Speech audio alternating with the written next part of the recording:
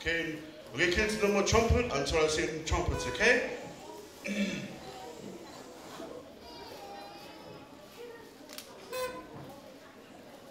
Sai, ta polokara mau ko ngā tolu, ka te tau turi pe ki he taimi o e whare. Ka kimo ki takamata, tō mo tuku ha whawhetai ki he tui a langa. E ne omi hao e tau moui o tau wausia e aho whakakoloa ko e. Whia ka kua whia ko e ni whakakoloa ki tau tolu e manawa moui. O tau whikita moui e haua ko e koloa mooni e ki tau moui. Pea atu ene ai whakatapu ki he tangata i kai whakao.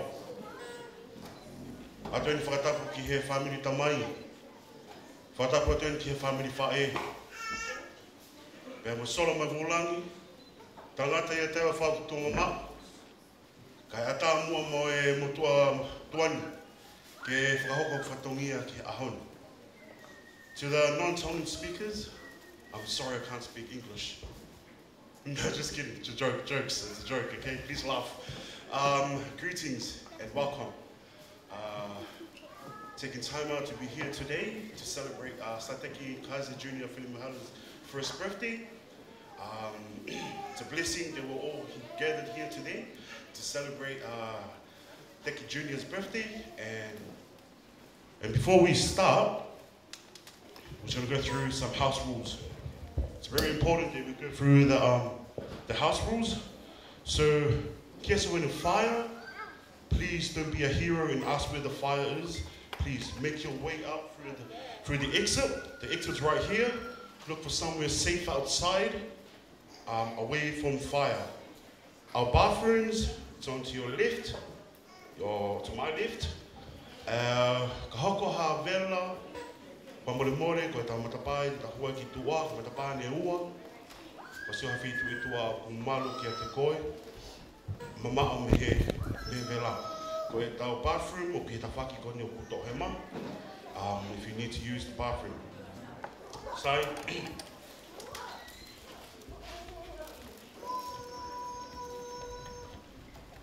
Sai koe kataki, ka mō mea ke te olunga ka mea mai tamsi aho. Homore more.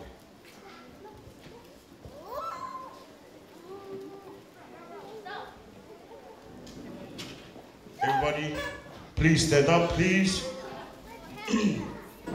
for Sateki Jr.'s entrance. DJ, when you're ready.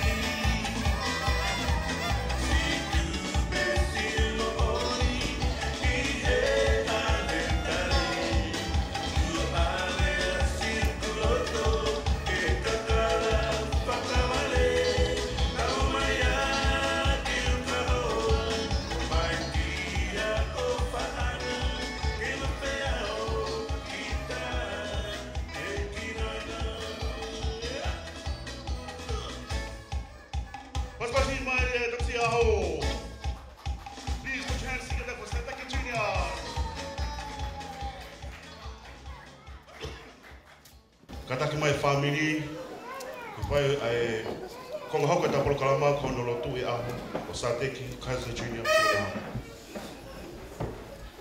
Okay kids, no more trumpets until we finish the prayer, okay? Okay, so before we do the blessing of Sateki Kaiser Jr. Filimahala his birthday, we're gonna ask Wilisoni Filimahala to come and do a welcoming speech. Malo. Tapu mo a whio e o tō mawhawhi i o tau loto loto ngā. Tapu ki he kele kele eiki o Ngāti Whātua o ora kei. Tapu mo hou eiki mo haa mata pule. Tapu mo e te ngata eiki whaiwhekau. Whaiwhekau tau noa whili mo haa. Tapu ki he ongo whamiri whakatau osi. Tapu ki ngai maheni, solo mo e wulangi o ki tau ki he malumalu o ke whaneni. O ato e whakatapu mawahe, mai ki tamasi birthday o e aho. Baby Sateki Kaiser Jr. Filimahala. Tarangata hea i a te au o whai ki tō mamao. Kai a tāke whakahoko e whatongia lea, o hono tāitani lelei ki mō tōnu, ki tau kaunga hiki ho tau reo. Whakataha mo e ngā mātua, i a whakawhita ia e uri whohe, mo tauhi hau hawa ko whai e Sihova, mai ki tau whia koe. Ka ne au sia ai e tau e taha mā aloa, o ni mo ui e mā mani koe. Tarai hai ne i kai kau pia ua. Tarai hai ni hongi whaingataa hono hara whanonga. Tarai hai ne ai hatauhi kua tonu. Ka koe lea pe ia o e whia whini. Whakawhetai koe e ki pe. I kai halea ia e whiunga ke whakaha atu. Aki e mau whiwhia, mo i tari tari, o loto honga ia mo ona. I kai lau ho o mo ua, ka mau lawa mai koe huipe ke tau kaunga whakamooni ke e mawhi Sihova. I e tauhi ko ne pai, mai ki whoha koe ni. Ko kua whakatauangi pē te tau mau, kakatoanga whiwhia i a honi. Ka koe mea mahu inga ke tau whakamuamua pēa Sihova.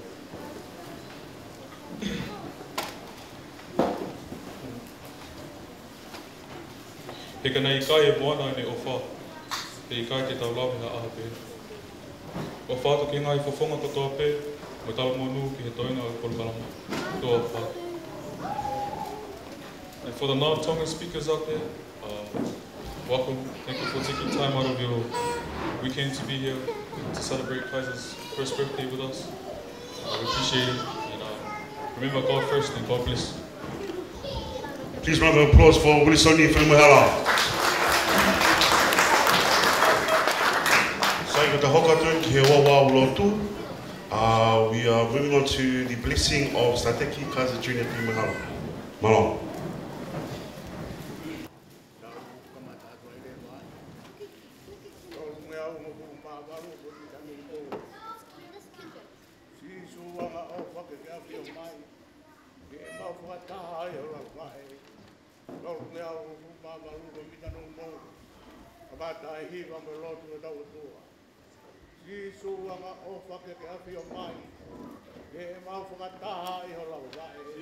Oh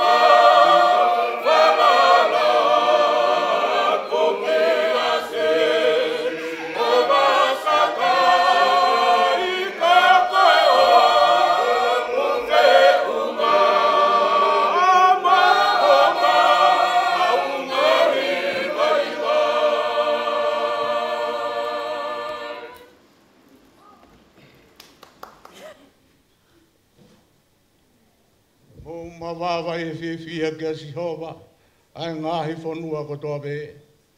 Tāwi a Sihova e whiwhia, ha umo hiwa ki hono ao. Mau ilo ko Sihova koia be koe o tua, koia be nane ngāhi a ki tau toru, kāna i kai te tau ngāhi a ki tau toru. Ko hono ka kai a ki tau toru, mo e whanga sipi o ene ngowe. Ui hono ngahi matapā mo e whakawheta. Mea ki hono ngahi loto a mo e whakamālo. Mo whakawheta i ki a teia. Mea whakamālo ki hono huawha. He o kuanga rei a Sihova. Hoku tae ngata ene alofa. Mea ku tolonga maua i pe ene mooni. Me he tau tangata ki he tau tangata.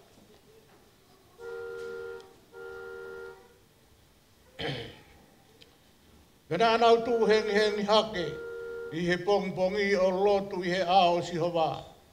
Pea alu, o hoko atu ki honau whare i lama. Pena e ilo e erike nā hono unoho. Pena e manatu ia e Sihova. Pea hiri e ngahi mahina o e whitama ana. Pena pea pehe. Nai wha erei eia e tama, o ne ui hono hingoa o Samuela, o pehe, ko e mea i he eku kore ia, mea Sihova. Menai aluha ke ai tangata ko erike nā, mohono whare ko toa pe, ke atu ke Sihova ai whei laulau o e tau, mo ene fuakawa. Kāna i kai alua ana, hina e pehe eia ki hono unoho, e i kai teu alu, kai oua ke mawai e tamasi i. Ke au toki awe ia. Ko hui ke whakaha ia i he ao Sihova. Ke nofo mawai ai ia o tae ngata. Pena e pehe ange e hono unoho ko erike nā kia teia. Ke whai ai au kurerei kia te koe. Ta tāri ke oua ke mawai ia. Kai kehe ke whakatu umau a Sihova e ne wholowhola. Ko ia na e nofo ai a e whewhine o whakahu e ne tama pia toki whakamāwa e ia.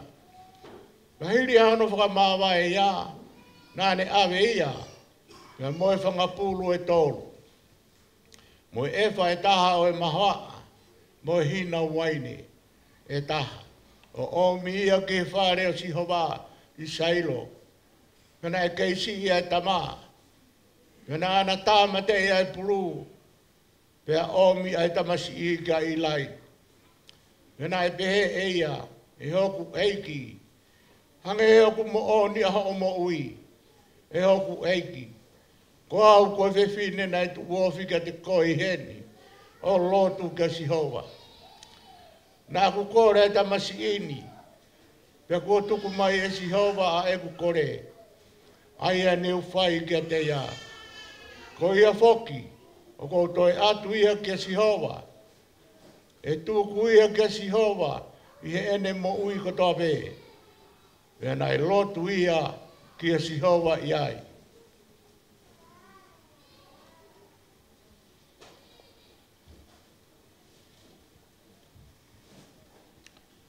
Whakawhetai ka Sihova hoku lau maari e. Pea moia ko toa pe o kuia te au. Whakawhetai ki hono hua wha maa oni oni. Whakawhetai ka Sihova hoku lau maari e. Pea oua nā ngalo a ene ngahi mea o whakatoa pe. Ai au kune whakamore more ho ngahi hia ko toa pe. Mo ne whakamo ui ho ngahi mahaki ko toa pe. Ai au kune uhu i ho mo ui mehi whakaauha. O ne tata ki koe ai manawa o wha moe alo o wha ngongofua. Ai au kune whakamako na ake ho mutua ngahi mea lelei. Ko ia ko toi tupulake ai ho talavou o hange e koe i kare. O kwhai e Sihova e maa oni oni. Mo e whakamau ke te kinau tolu ko toa pe kua whakamalohia. Nā ne whakaano ngahi ala ke Mosese. Mo ne ngahi ngā ue ke whanawa isteri. O ku manawa ofa mongalere e Sihova. O ku whakataki pia mohu alofa. E kai tenu maloki ma ui pe. Pea e kai tuputa maki o tangata. Nā e kai whai e ia ke te tau tolu. O whakatatau mo e tau ngahi angahala. Pe to tongi ka te tau tolu o whakatatau mo e tau ngahi hia. Kai hange ko hono ma olunga o elangi ki ma mani. O ku pehe hono lahi o ene alo o wha ke te kinau tolu ku nau manawahe ke te ia. O ku hange ko hono wā mama o e potu hahake me he potu lulunga. O ku pehe hono mama o ene ave e tau ngahi angala ia te tau tolu. E hange o ku manawa ofa e tamai ki he ene whanau. O ku pehe ai manawa ofa a Sihova ke te kinau tolu o ku nau manawa hege te ia. He o ku ne ilo iho tauanga. O ku ne manatu koe e fupea ki tau tolu. Pea koe tangata au ta tau hono ngahi aho moe mohuku. Pea hange koe fisi a kau. O e ngō e hono lau ma ui ui. E ku alu atu ki ai ai matangi. Pea kuo i kai ia. Pea e i kai si toe ilo ia i hono potu. Ka koe alo ofa a Sihova o ku talu mei mua. O au o tae ngata. Ke te kinau tōlu ku nau manawahe kia te ia. Pea koe ne maa oni oni. Ki he whanau ai whanau. Ka te kinau tōru ku nau tauhi e ne fuakawa. Pea mo ki nau tōru o ku nau manatu ki he ene ngahi whekau. Ke whai ki ai. Ko te teo e Sihova ano awhi o ngahi he ngahi langi. Pea ku pure hono hua wha. Ki he hono pure anga ki he mea katoa pe. Whakawhetai ka Sihova ki ngō tōru ko ne kau a ngelo. O ku lahi o mō mālohi. Pea ku mau whai e ne ngahi whekau. Whakawhanongo ki he leo o e ne wholofola. Whakawhetai ka Sihova ki mau tōru kotoa pe, ko e ne ngahi kau tau. A ki mau tolu ko e ne kau whai whikau, o ku mau whai ki ono whinangalo. Whakawhetai ki a Sihova e ne ngahi ngā ue katoa pē. I he potu katoa pē o hono pure a ngā. Whakawhetai ki a Sihova a hoku lau maari e.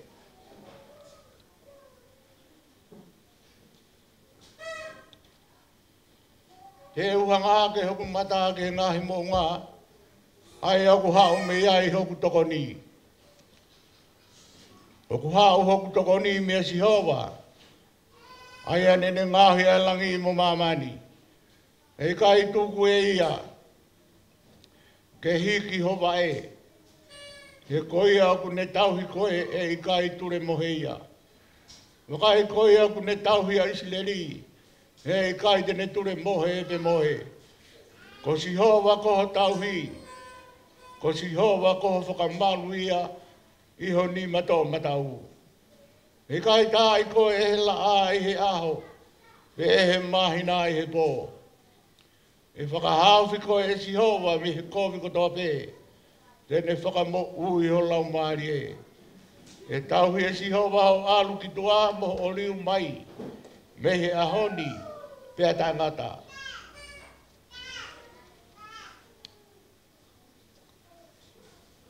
Ka pau e kai langa e Sihova e whare, o ku tae aonga e ngā ue anau tōlok nau langa ia. Ka pau e kai tauhi e Sihova e kolo, o ku tae aonga e a e tātare o.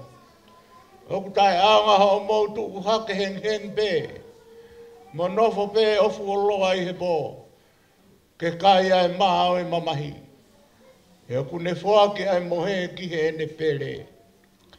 Wakai koe whanau koe tofi a mia Sihova, pia koe fua o e manawa ko ene totong. Hange koe ngahi ngā hau ki he nima o e tangata mālohi, o ku pehe ai whanau ai talavou. O ku monu ia e tangata ai o ku whonu, e ne hofanga hau, kia teki nau tolu, e i kai te nau mā, ka te nau rea ki e ngahi, whili i he matapā.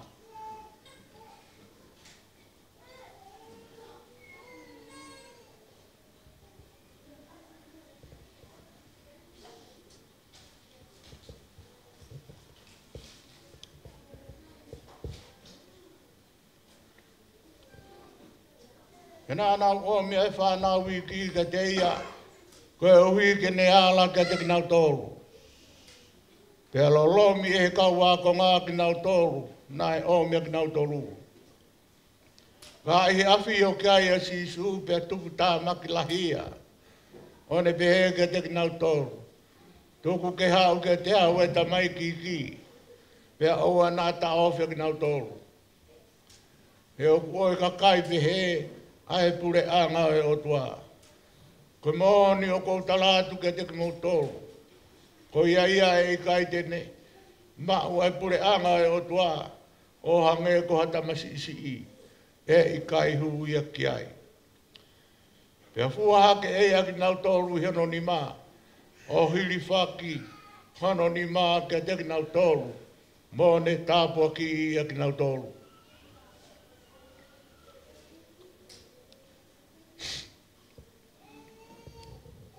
Ai whanau, mō talango fua ki ho mō mātua i he iki, he oku to tonu eni. Whakaapa ki ho tamai mo ho whae, koe uraki whekau i au ki ai e talau wha. Koe ui ke lele i ka te koe, pe koe ui ke mo ui fuolo ai he whanua. Pe koe ke mō tōru ai ngahi tamai, o ana mō whakatupurili ki ho mō whanau. Ka e tau hia ki nau tōru hia konaki, mo e whakapoto ke eiki. Ai kau tamai o eiki, mo talango fua ke o mō ngahi eiki whakamāmā. I he mana wahe mo te tete, i he whakamō mo oni o mō loto, o hange koe whai ki a kalaisi. I kai i ngā ue whakamamata pē, o hange koe kau whakamāri ki he tangata. Ka e tāu me kau tāmai o eke kalaisi, o whai e whinangalo e o tua me he loto. O whai loto le rei pēa e ngā we ki he eiki, kai i kai ki he tangata. Pea i loko e ngā we le rei kotoa, e taki taha whai e he tangata, ko ia ia tene mau me he eiki. Pe koha pōpula ia, pe ko e tau ataina. Pe ko ki mō tōro e ngahi eiki, ke mō whai e ngahi mea pehe ke te kinau tō. O tūku e whaatau te a. He oku mō ilo, oku wai ho mō eiki i he langi. Pe aku i kai ia te ia ha whiriwhiri mā nako. Ngā tae hoku ka inga mō mālohi he eiki. Pea i he lahi o ene mafi. Ai ka te ki mō tōro e mahafu tau kotoa o e otua. Ko i ke mō whaatu hake ki he ngahi tūtūni kā e te volo. He oku i kai koe tau whangatua mo e ka kano mo e toto. Kā ki he ngahi pure mo e ngahi mālohi. Mo e kau pure o e whakapo uri o e māmani. Mo e kau lau maari e kowi i he ngahi potu i olunga. Ko ia ke toa e mahafu tau kotoa e otua. Ko i ke mō whaatu wai i he aho e kowi. Pea hiri hono i ku i kotoa pē, ka e tu pē. Ko ia ke mō tuu kua nono aki, ai mooni, ai konga loto. Pea ai ke whatawhata, ai sifa, ko e mā oni.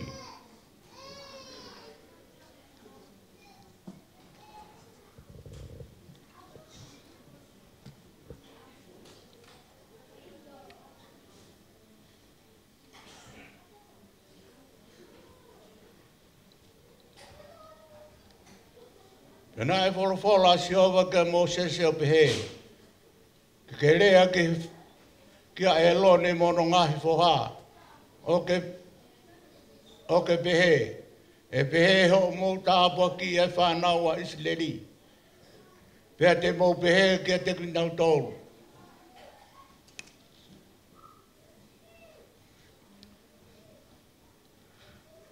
Ke whakamonu i a koe e Sihova. O tauhi koe. Ke tūku e Sihova ke ulo hono fofonga ke te koe. O ne alo ofa ke te koe. Ke hiki hake e Sihova hono fofonga ke te koe. O tūku ai whie maari e ke te koe. Pea te nau tūku hoku hingoa ki whanau a Isleri. Pea te u whakamonu ia a ki nau tōru.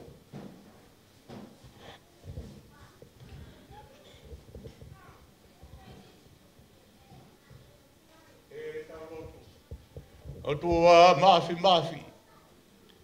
Ko mau tama i whai manama o whai a Fiona. Uke a Fio me he langina. Ke mau lonu ku he malu e whareni. Ko e mau hounga i a he tauhi mo o whaho o a Fio. Ku o whai mai ki ho o tāmai o e ki koe ni ko sā teksi i. O ne a usi ai ono maka mai le koe tau taha.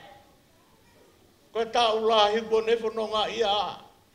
Kai whakawheta i pēho whakalao e whanonga ngā.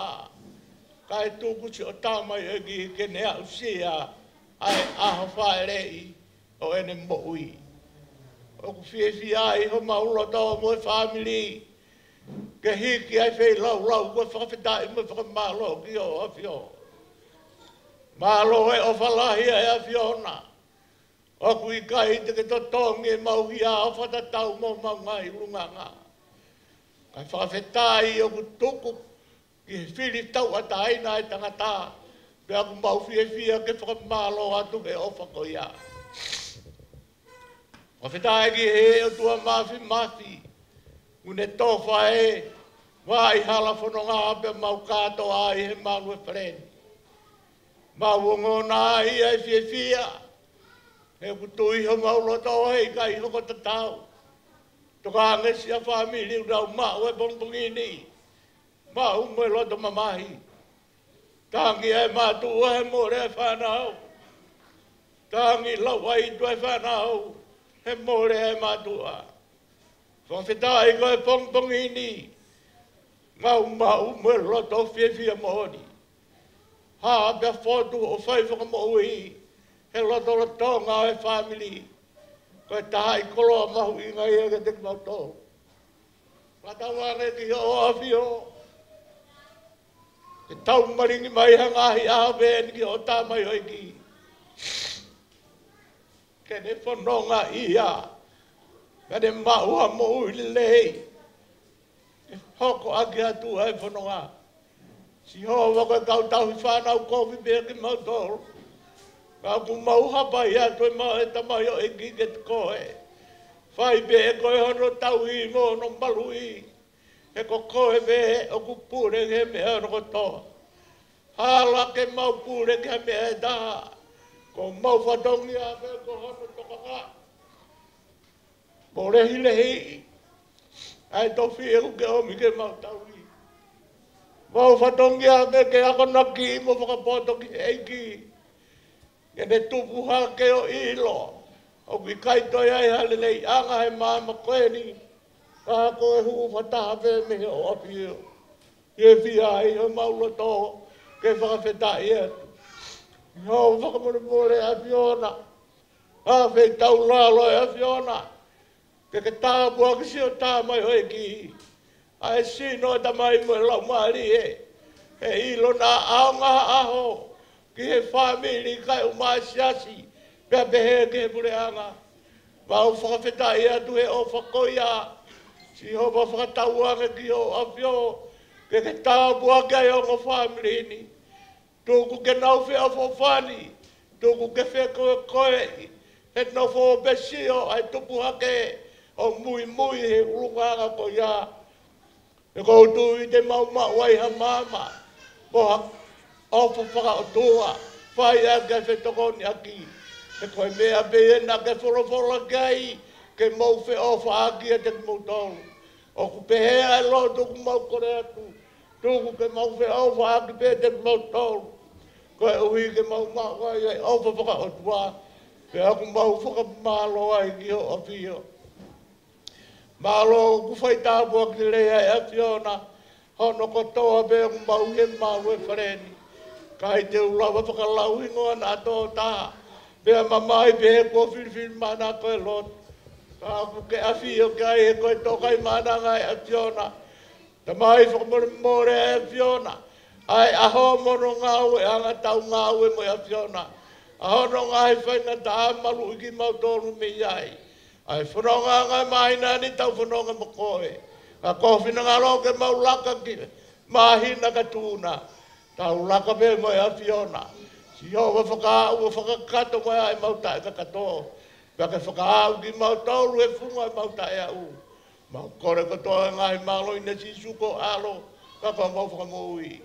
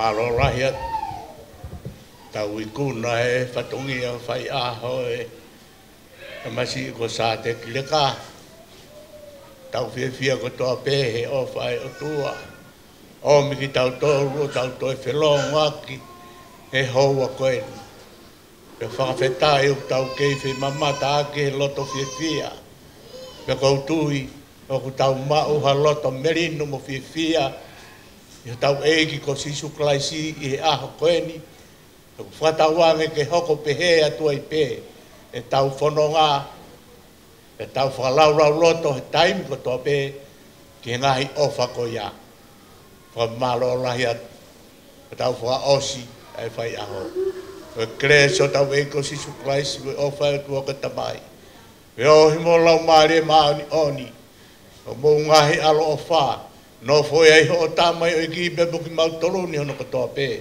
e o ana hili kai whai pe o taingata amen alo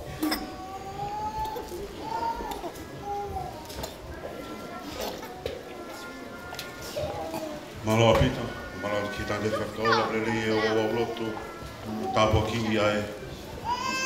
Tawa eki koini, take it to Reverend for blessing Sateki Junior's first birthday. Koe kong hako e tāpura kalama, to haka ki ai koe o wau keke. Occasion of the cake, so asking the parents to help Sateki grab the cake and sing the birthday song.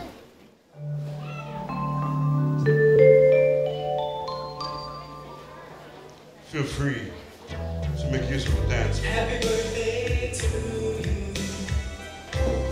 This is your day.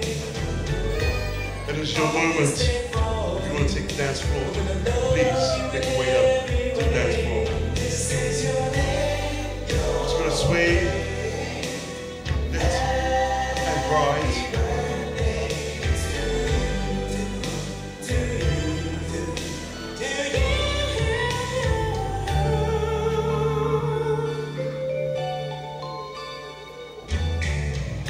Happy birthday to you. You're so young. Age is just a number. Don't you stop having fun. This is your day, your day. Happy birthday to you.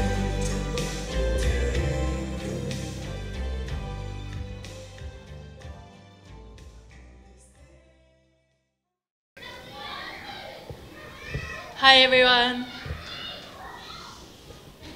Just want to thank you guys all for coming to celebrate Kaiser. Thank you to everyone who helped behind the scenes. To Boki's family, thank you guys for doing the front table. Helped set up this morning. To my family, thank you as well for helping. My grandparents. For helping do the Tongan stuff.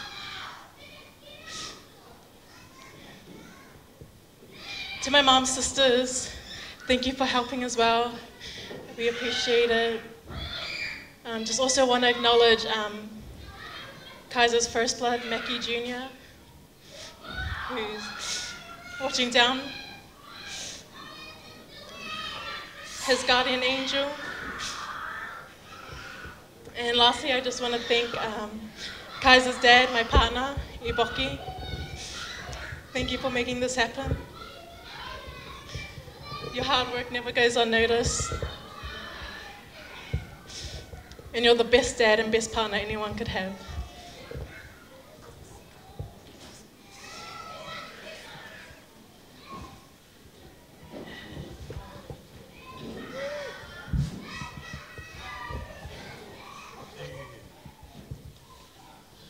I just want to say thanks to everyone who came, our friends and family, to celebrate our boy's special one, and for giving up your guys' time to be here.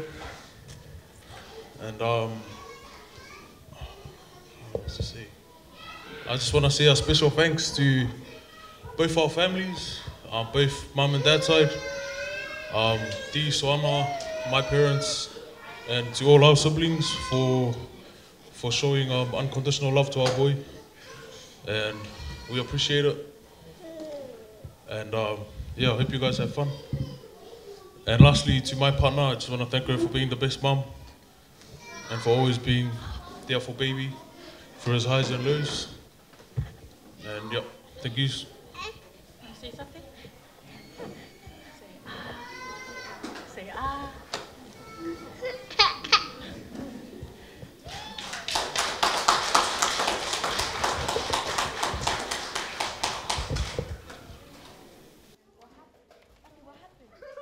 Come on, kids, take your seats. We're about to sing the happy birthday song.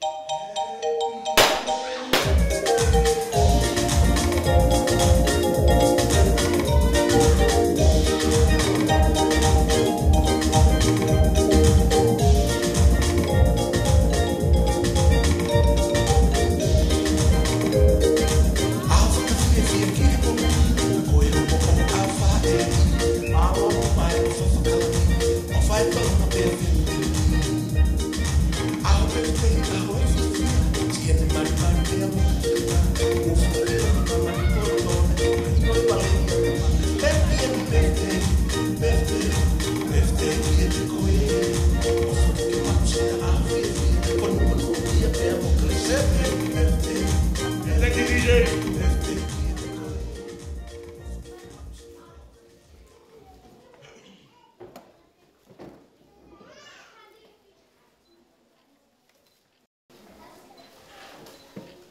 Ready, everybody?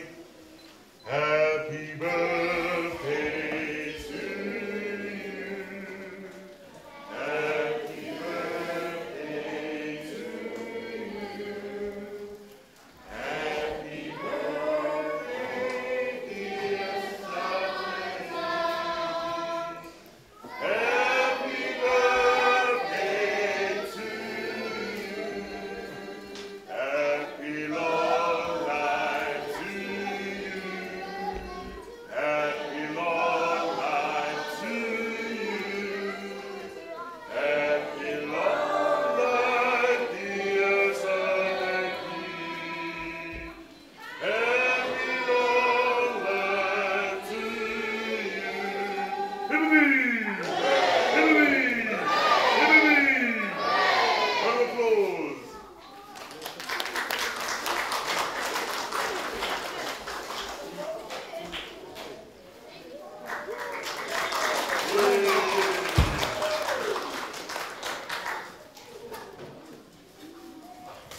Thank you, Sateki. Mamalola to lava I wao e keke, ko ta hoka tueni ki he presentation or appreciation gift. Ai mahaka konga ia o e ta whatwha e. Malo. Patapu ki o tō mafi o ku awhia o i tāro tonga. Patapu kia hou eki pia mo haa matapure. Patapu ke tangata eki whai whekau. Tau noa a whiri moi hala. Patapu atu ke whahu. Patapu ke tamsi i pētei o e ahoni. Oku ne whakatata hai ki tau tolu, ke tau lava mai he ao koe ni ki celebrate on a birthday. Kangata mua a kai kimui ke a hoko i ku kolokalama. Koe tauraki whakahoko atu pēti whinomotoa koe no whakahoko atu mia. Koe ako alivia te ukata. Koe kuwhae. Koe lahia he kui koe a Vanessa. Ma kono hinga ia koe o koutu ai mo ani. Pea, kata mo ka te au ke hoko atu ai ku whae a patomia ngai whae. Koe urakio e keke. Koe keke pe tolu o kui e aoni. Koe keke o Ulaki o keke o ahoni, kua kia ma e whahu, na nuola pili mo e hala. Koe me hiki tanga ia, koe whahu ia o tāteki. Tā mai whasi.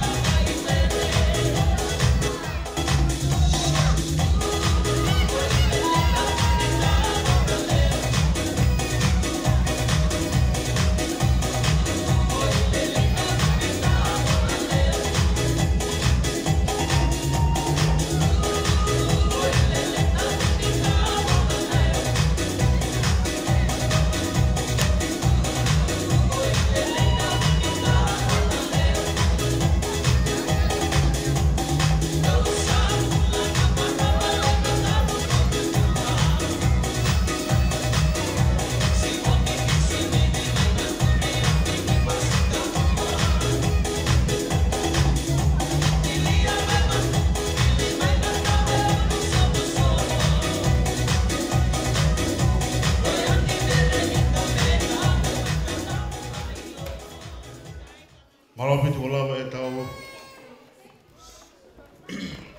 konga koia e whawhae. Ka hoka tēni ki he lotu i e tau mea tokoni.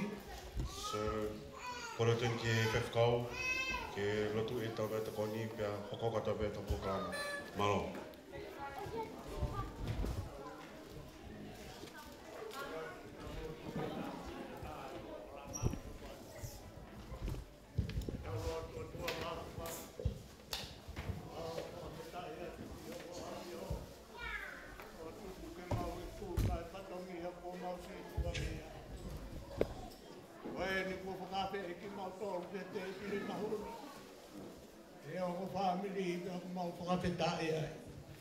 Me e aku mau kore, whai e koe hana tāpua ke o whani.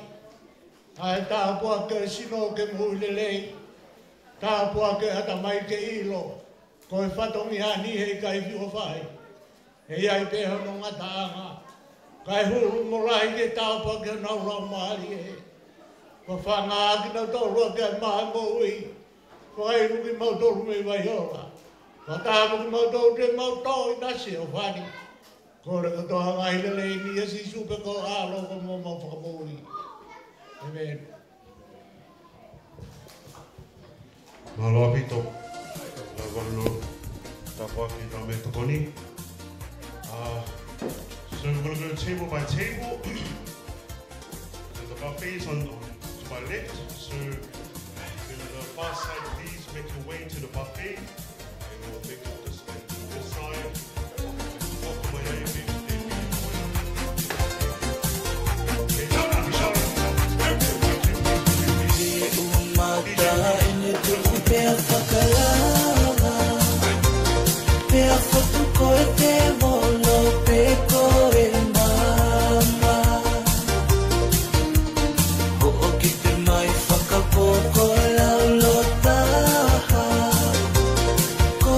You're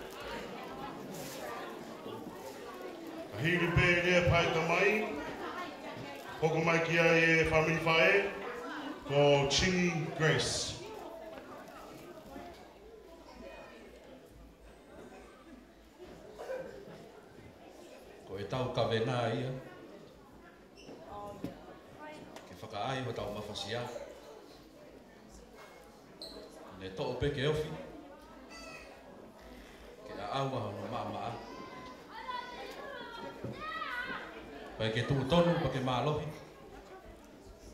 Pai o malohi ko ia. Pai hoko e whai ngata o whai mo fua.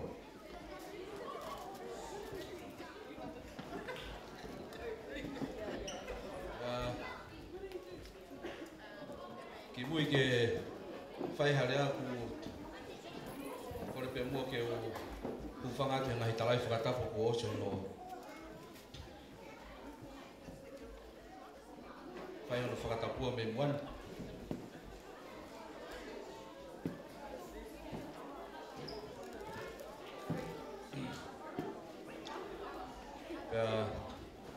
Talanga tahi a te au whai ki tu atu. Ka ata ke whai ha tala mafua ki he koloa kua tō mai ki motoa masivani he whiawhini.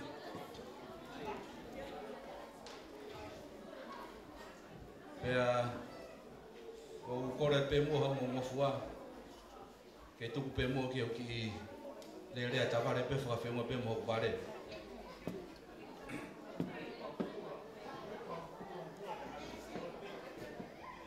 Watapu ki he whaiwhekau, e ki he whahu.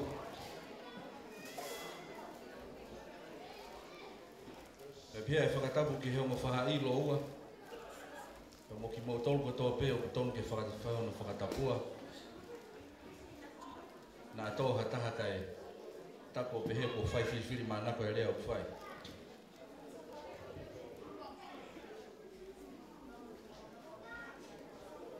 For all the non-Tongan speakers, mo katak from Remorepe, o ke ngai bookshop o kui ko good course o paper plus, mo to mea mea ke o kumi ha mo dictionary, o to fai atoe hono whakatone ha mo sio he ngai ki te o wene te pula tu.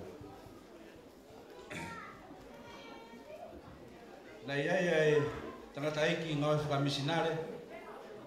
Nei whai mai ne wholau ki haki motu nei tui o seni. O whai mai kai ne ngā ue.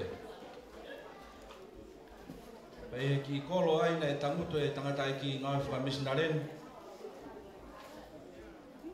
E aha koto pe o ne whakatoko ngai e tangata eiki. O ne whoha o nao ki uta whai e nā toko naki.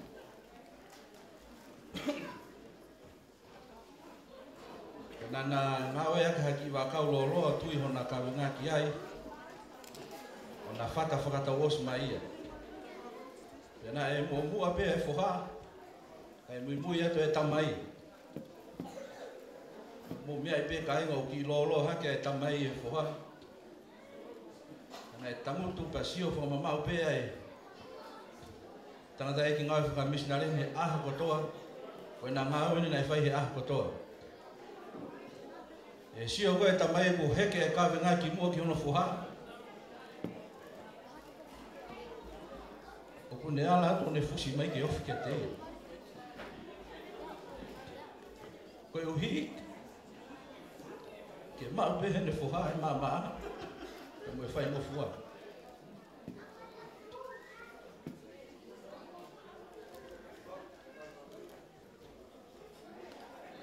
Ka koe ako naki maali e ia nei mau mea i henge. Toko taha ngau e whakamisinaren.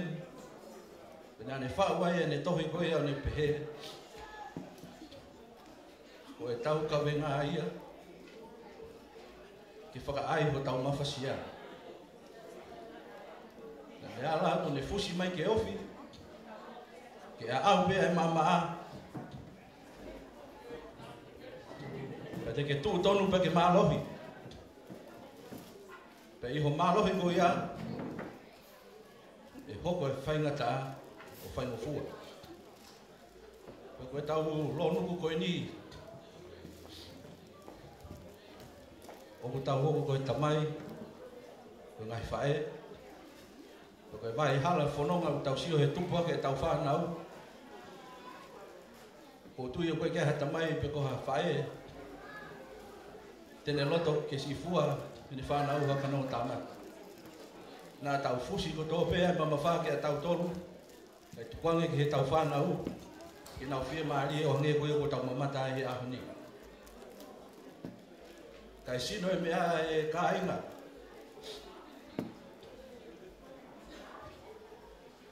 E Sādeki Kaisa Junior. Koe pōpōk tala monua tui ki a te koe. Me ho mahi tamai. I ho au sia ho maka mai le ho whanonga. Mo whakatau wange pēke ke mau ha whanonga whia mahari e mo whia. Pa ke oua nā tataki koe ne keresi. Ki ha whetu e tae malawa he keresi ho tau whakamoa ui. Ki ne whakahawhi koe. O whalahe atoni ki he whae. Pe pehe ki e whae tamai. Ka kaanga whewhe harea e whewhini. Mō ka tak more ala, whae e whako utua. Ka aku api e taimi, koe hunga pe koe taimi e tau holo. Ka te u whakaose atua kei ki whai tala noa koe ni. Nei ai hatala ho si, nei alo whae ne whinga whakatamai. O ne alo wau ki he tumu haki oi ako. O ne mawai ne pala o whesa. Paka ne whoki mea i o ne alo whai ne kumi ngā ue. Kai ke toe hata whaki e ne alo whekumi holo e ne ngā ue. Pe au e ne whekumi. O ne au sia ai tunga maalunga taha he tau taha nei whenga ki ai. Koe pure tau putu taha ia.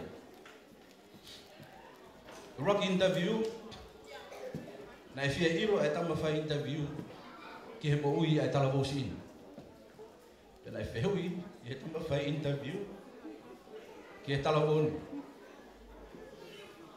Kuke osi wheiro aki pia moho o whae. Kuki confused ai tala voni poka hae o hinga ai kaunga e ne whae ki he interview. Pa ne tari pehe i kai. Pe whekau rewa he tam wha interview, ta whiunga he ahonu, whoki ki ap. Paki to pia mōmbongi ki ta hokate ta interview. Koe tu au ai pe mo eke atu e tama whai interview. Na ke o swei roki pe mo ho whae. Koe tari pe tala wau i kai. Koe te talanga rewa he tama whai interview. Koe whekau whakao sin ka te koe. Whoki ki homo api. Ngaro tangu tu he ta whaki ho whae. Pake puke hono ni maa. Pake waka ki ai. Whoki e tala wauni pe mo e loto o ku confused. Koe ke nanga ilo puke hae uhinga ne alo puke ni me ne whae. Pai e whoki e te tala wauni. O si whae te mai pēa ne whae. Si fō mai hono wala. Kuhanga whakatapu. Pehe alato e tala wau sini o ne tōma pehe ta whako ne whae. O ne alato e puke mai e nima ne whae. Pane wakai ki ai. Koe ne sio ki ai. Kuhanga whakatapu. Ai makohi kohi. Ai mingi mingi. Tamo e lawe e nima ne whae. Toki iao e atamai e tala wau. Pane whoke e a tahake whakaosi na interview. Eka ngare e kama wha interview. Nake alo sio ke whae. E tante tala wau pe mo re tangi. Iyo. Nau sio ke mingi e nima o e ku whae. Nau wakai ki henga he kafo e nima o e ku whae. Koe toa ngai e whae. O wiko nai, pa wau si ai e tunga ko tua he ahani. Sira mea ka inga. Neo ngai puko wheha tapa mamani te tawo wau ki ai. A o tō maria puko hao masiva puko haa hatunga uke au kai he ako. Tau whoki mua ki api. O tau sio ki he toa ngai whae, koe whakamanatu ki tau tolu. Kana i kai e whae, te tau whehe ngai ahonu. Ngari lolo e rea. Koe tala te ofka ki motoru. Pa te urea maama e ka rea me he kolo o whanga e whae me yare pata i Samoa. O kia e maka utua e kui. Ko tūla ha tala. Ilo e motoru ha ako. E taimina e whakamāwai e tala kai whaiki ne ke pure whakawe i Samoa. Pako ne rea māwai na ne whaiki e whata pumatuna. Māwai na i tūla ha tala. Koe uhinga i tūla ha tala. Kei tō pēha ho tau tala. Koe hae tala ko ia. Koe ta wheofo aki. Whemerino aki. E kai ke toi hameni te toi ikuna e whanonga o tau whanonga ia. Ka koe ofa pēha umoni. Ka koe hae ofa umoni ko ia. O moni e tala lota e tala wausi i. E he kusio ke he anga e whanonga. Na uwakai aki. Ai whafonga o e kuwhae. Pa e kusio a kai whafonga e whae. Na usio ai o ilo ai ofa o moni. He koe ofa e whae o pi kai ke whiri mānako. Neo ngoa i pukai hana unga hanga o ne tama. Tene kei ofa pe. Ia soi fua manu ia. Po ofa i kau. Malo. Malo atu ki a suni ala rane i le whai tamai. Kora tuengi ki a Chingy Grace. Kene lama mai o whaielea ki he tawhaki whae. Chingy Grace.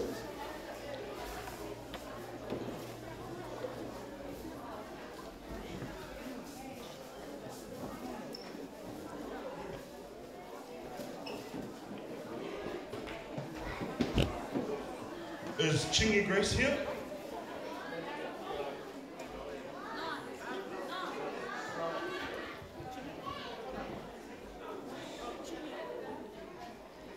Mo kata ki pēr whakalongolongo hifo, fulaha le moa a, whamore more.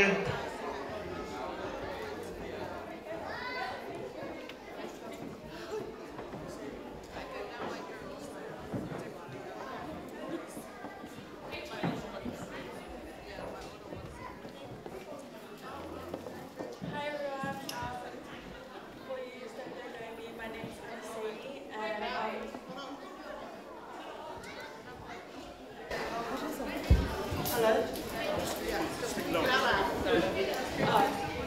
My name's Anastasia, but everyone just calls me Chini. I'm Kaiser's godmother. Me and Nessa are like sisters and grew up together ever since we were young. I'm so honoured to be his godmother, and I thank the Lord above for blessing Kaiser for a whole year, and I bless that God gives him many more. Thank you. Hi everyone, I'm Juliet. Vanessa is one of my best friends, wild family. We've grown up with each other since we were babies, as our mums lived it up in the past together as a group, aka the Rebels. Now it's our time to follow their footsteps, but I can say we're the total opposites from them. I am super proud of the young woman you've become, Nessa. Who knew today we would be celebrating your firstborn baby, Kaiser. He was so lucky to have you in your bucky. As his parents, you have found a great and loving soulmate / partner. So when's the wedding? Now, but wish you nothing but the best in the future. And to baby Kaiser, you're a huge blessing to us all. Just your presence has definitely made a mark in all our hearts. I know you'll be such an amazing person when you're older. I got your back always. Love you guys, and Kaiser, please keep giving them a headache. Hi everybody, I'm Grace. This is one of my close friends, Taryn's sister. I just want to say, thank the Lord above for 1 year of a beautiful blessing, Kaiser. You know, all the love and light that he's brought into all of our lives here today. I'm so proud of you, Vanessa, and Iboki, for the last year, navigating through parenthood and just doing it so gracefully and so beautifully, and raising such a beautiful baby boy, Kaiser. Can't wait to see him grow and just learn so much more in life. So yeah, love yous. Thank you, girls.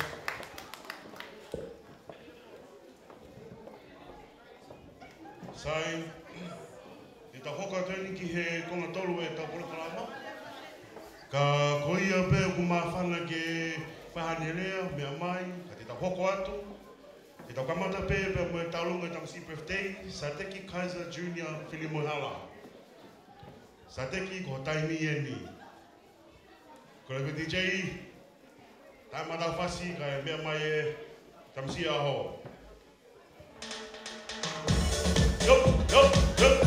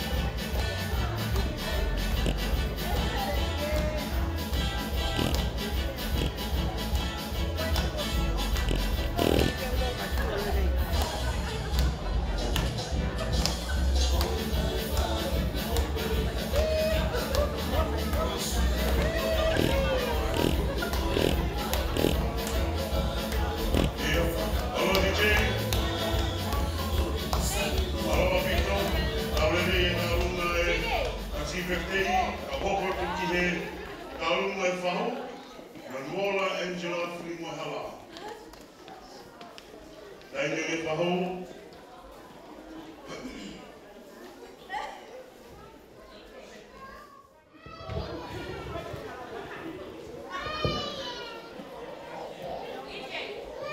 Ko le peke o whanga I he ngai tala hawhaki ko whahoka hei tangata I kai whikau I he polokalama koe ahoni.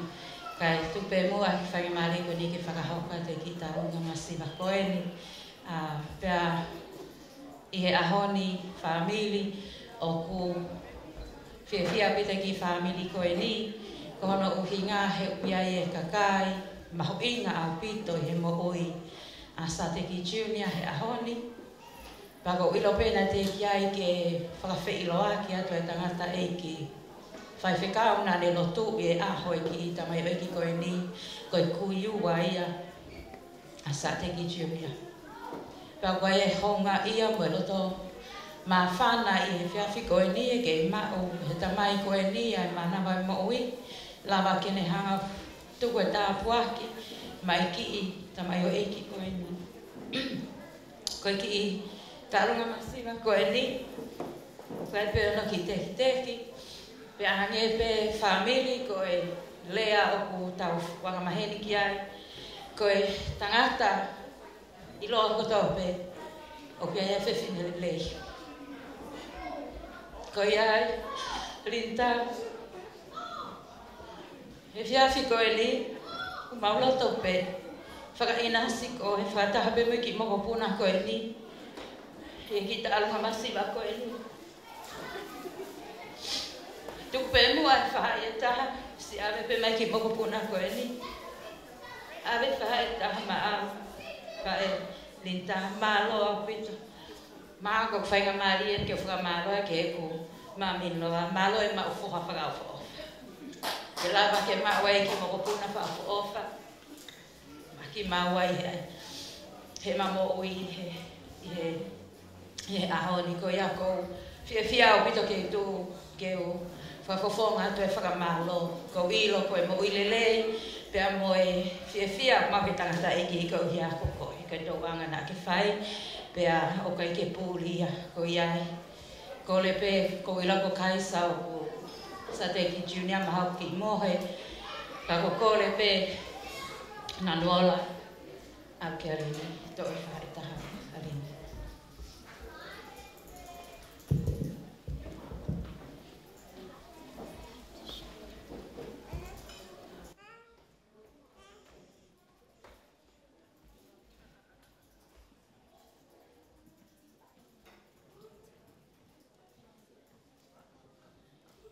Whewha e a Sateki Junior maha kui mui a he.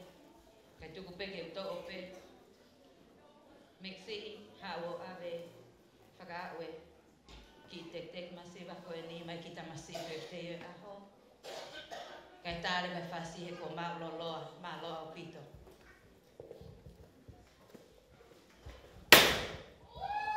Arie!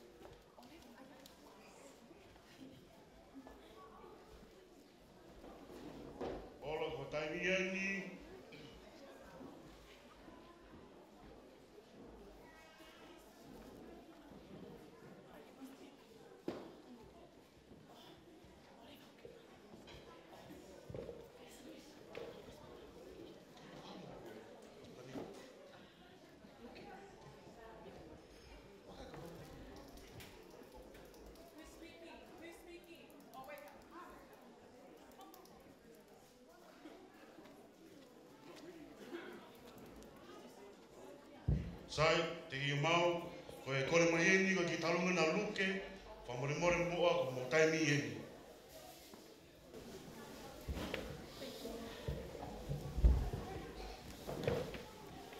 Ko le peke u whanga whatapu. Pea, ko le whamole mole peke he familia o Sateki. Pea pe he whoke he familia o Vanessa. Ka mau ki hawa kei le vai. He koe nau te ke maa mai e kau ta onunga. Ko e ka tak whamole mole peke au whakahoko atu au. Ko kingoa ko Kilistina Latu Skalu. Ko hoa au o e tonga ane mahaka sisi taha ko ia o Meklista whaea e poki. Pea mahalo ke alo e mau o ngoua tangatato o mai ki tuanga mau taunga.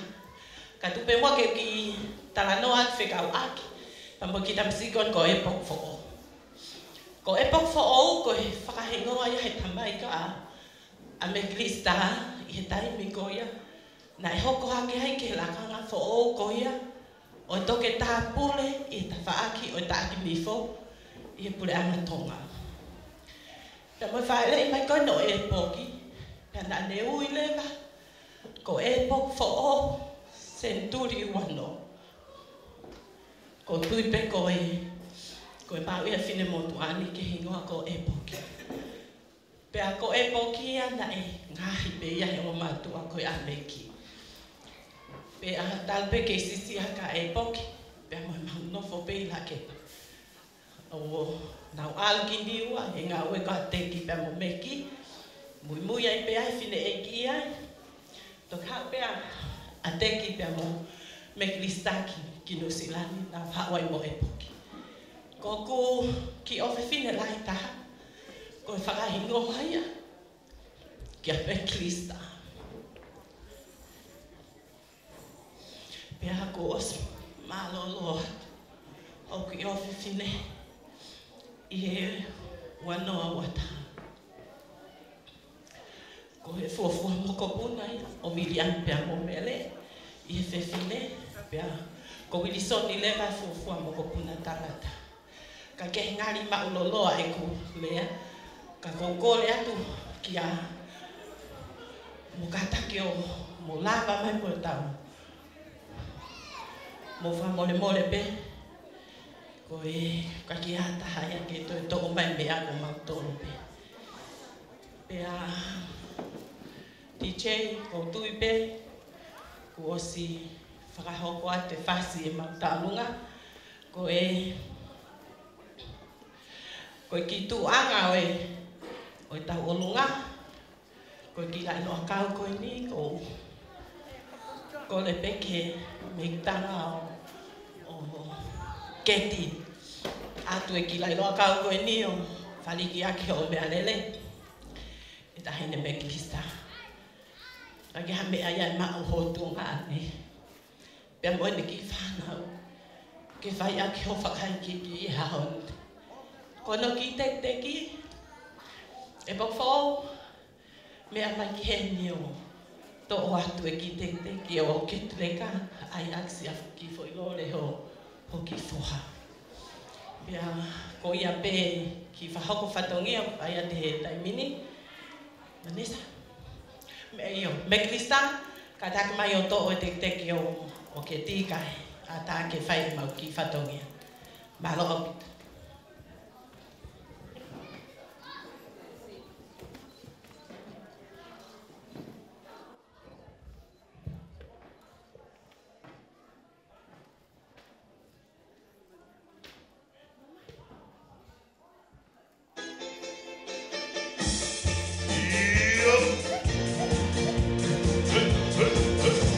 Hey!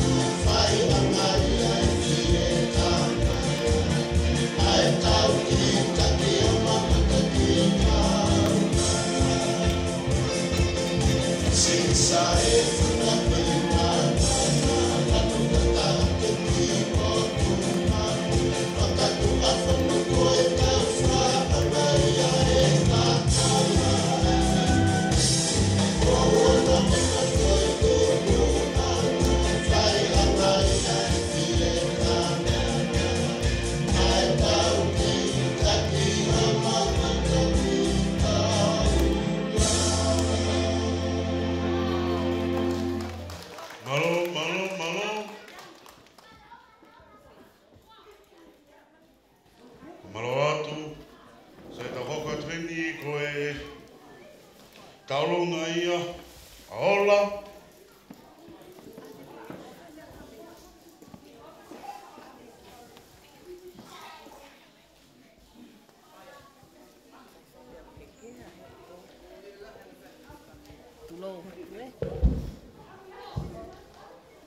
Kole ke u whakatulo atu. Atu e te whakapa-apa ki whawhikau. Whakatapu atu ki e tamai ka mui whaea e hoki. Ka mahanu whaamiri kotoa o mo mea mai e hon. Ke whakawhiawhia ia sa te kileka.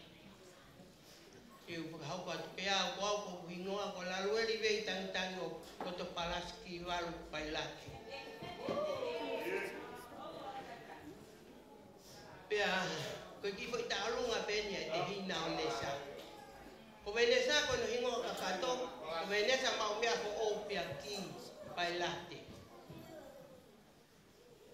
Pea koea ko whakafoponga i atu, e ki ta'alunga ai whangate hina o nesa mo whangawhae. Ka koia ai whaamiri. Kahine ko viola lo se hina moturiki mi e sopo tau wha ahau. Pea koe ki ta'alunga koia e whakahau ko atuia, e viola, o ki mo kopuna.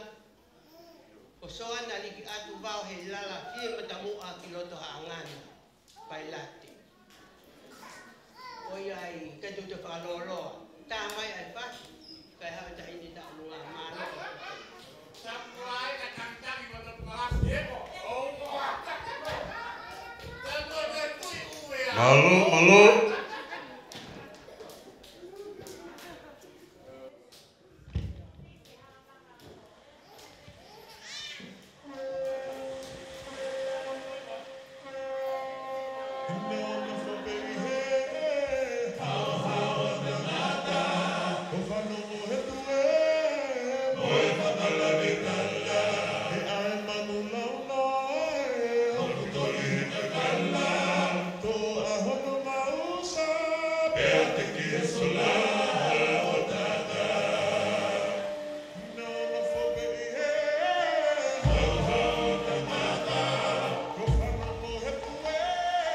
Boy,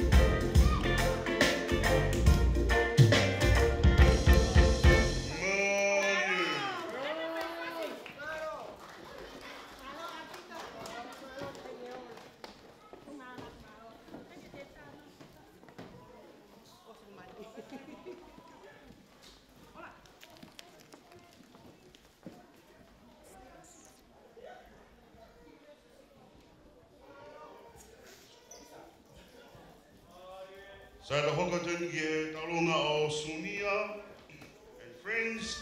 Katak mo paspasima Sunia and his friends.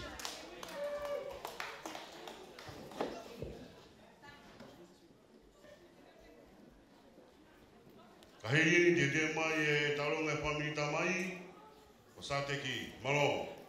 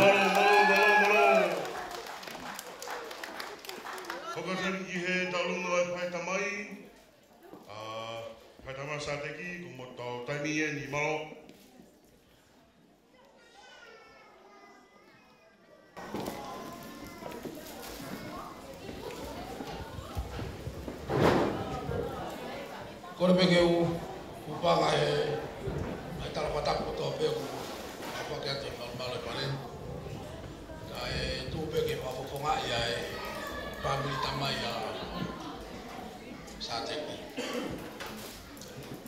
ya ko ya hare ai mo uma o fala ya ke o family o pato os pe ka ki te pa lo lo ko wi ko pa pe taimi ya kwa mtaki to peke iki ko kwa mari ko yo makmau to le o makoi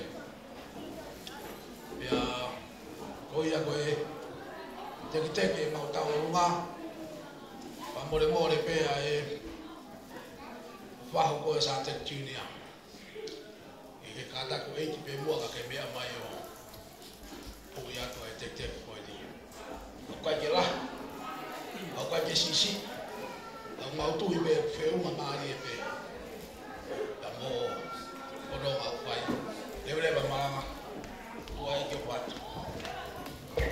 malo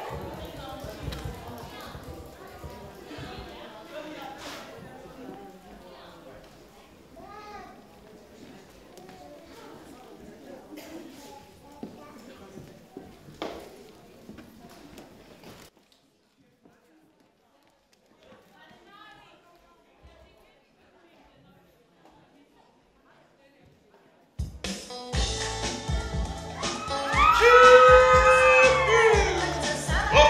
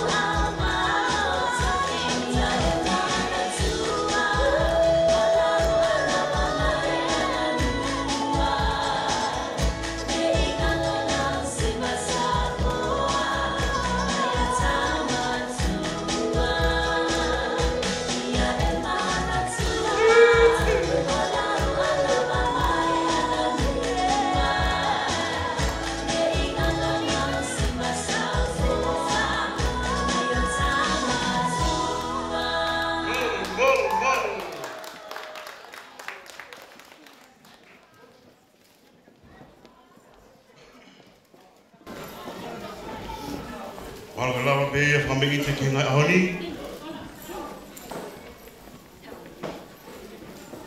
Koe whenga maari koni ki o korat kia sateki, ka whahalea whaka maalo ka koe.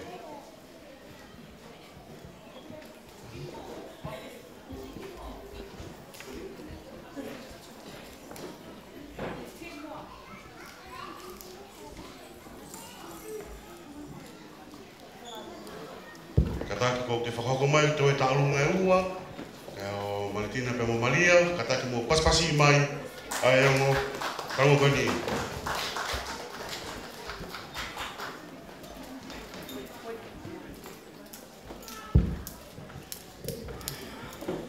Hi fans, I'm Vanessa's auntie, baby Suzuki's Nena, and my girls are just going to do a dance for, Vanessa, or for you guys, and the baby, and yeah, thanks. Hello? Let's go.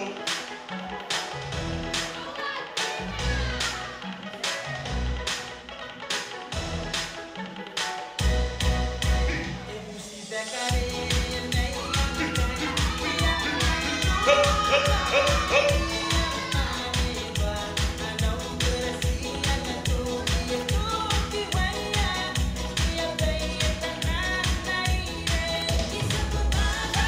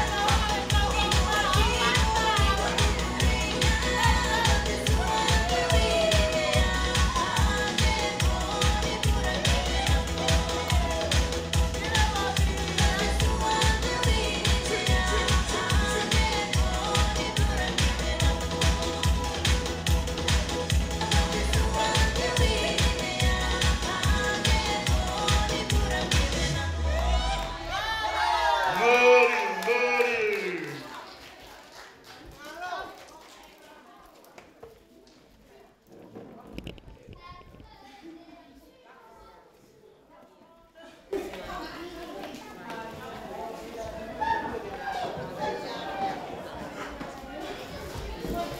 Hello everyone.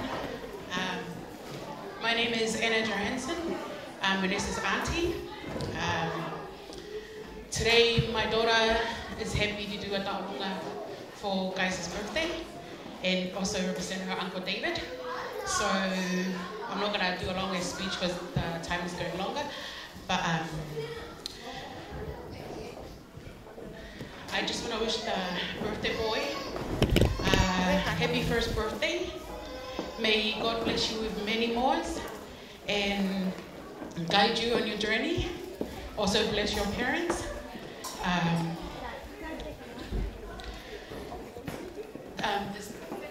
Ki mea whakatonga koe ni. O loto whiawhia pe pitama. Ke whoaki ka toa. Ene ki mea oha koe ni. Ke whai teri hai, a whaere, Vanessa. Koe mea pen ka koe ke whariti aki kitchen. Ke taimi te ki ala ko o wash the dishes, if you are. Ke si tu wai. So Nessa,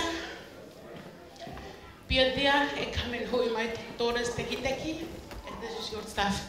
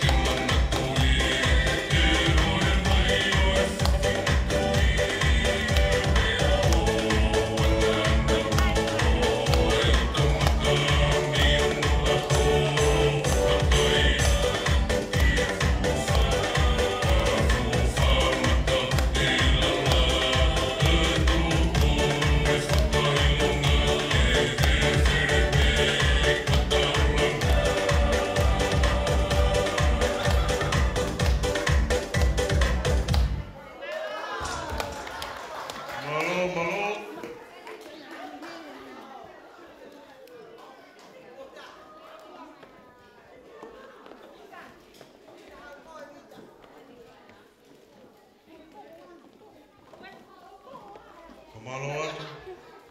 Ko ni lau lele ia e tau polo kalama ki ahoni. Ko re teni ki a Sateki.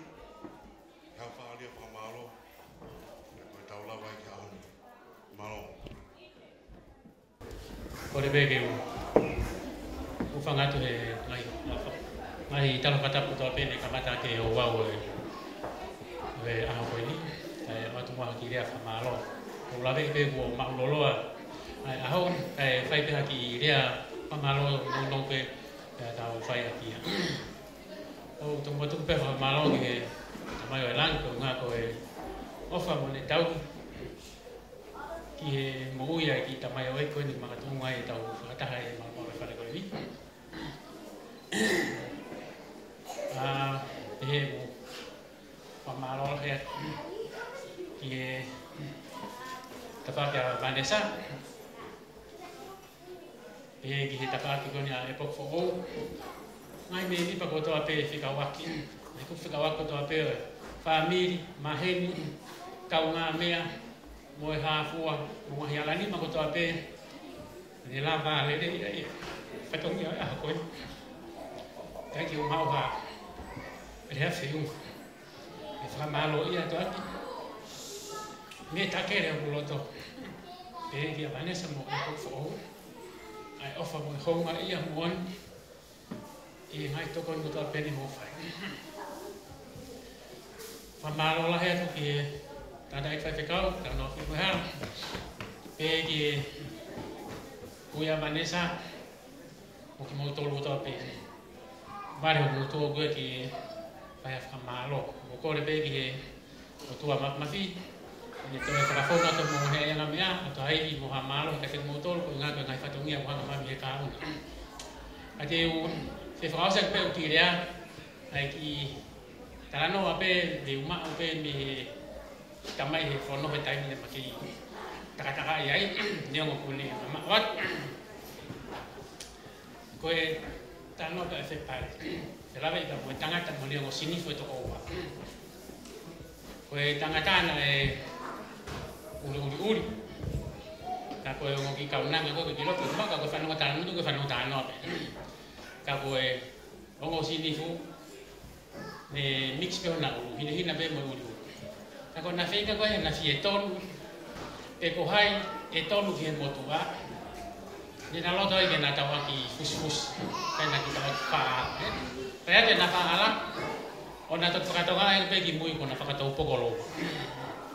Pe au pehe pe kulea tuku he e whafko e li. Anganoa pe ta whaka Vanessa, i he nau ki whakamuna. Mea, mga noa pera e poki mo na whaaka nau tolu ke nau ki whakamuna. O sea le au ke whakausinga na honi. Ua lava lere. Kau katu pera kore whamonmone ka te mo tolu. Kai ai hato no no. Me o ta whaaki e na whai whatongia he whiafko ni. Kau ngā whono. O kore aku. Tuk pe mua mau tolu no matolu. Tia mau tolu. Mau nofke matolu moia. Hea pehaki ki hi re rei. Na ke maa haon. Ma keresi na ke maa whio ko ni. Toto pe alu mo. O ia pe whatawanga te motor o whake mo mau ha tapu lere i aha bongina mo whakamalo at loto honga ia mon le vere malang ka tawat. Malo apito Sadeki ko e laurele e ta programa ki ahoni. E ato ne ko whamuru mora ka te kumotolu, kana aku lea e mahi heu whamuru mora e moa. E laurele ta programa ki ahoni, te ulau pe ki me koni uktohi me he programa, malo mo mea mai. E whaita pakina ki motolu e sihoa, pe amana klele ki haatapuna.